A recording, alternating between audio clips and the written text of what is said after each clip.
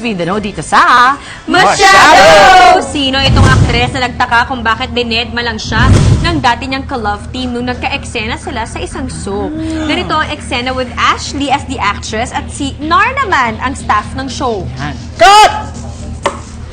Okay, cut!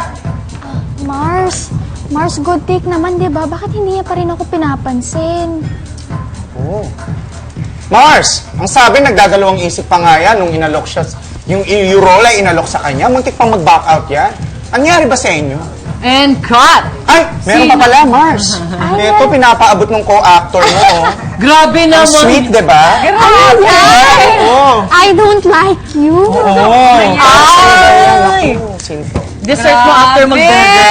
Dessert mo after mag-burger. Taba na ako ng sobra. Nakukolek sino ang former showbiz love team na may iringan daw ngayon. Sino to? Sunset. Hair dye.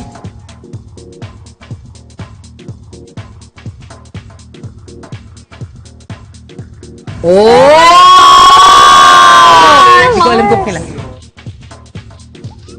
Sa mga-love team kasi sila before. Baget sila. Major throwback ito. As in. Alam mo, minsan ng mga sugat matagal maghilom talaga. Kahit na may kanya-kanya na naging buhay.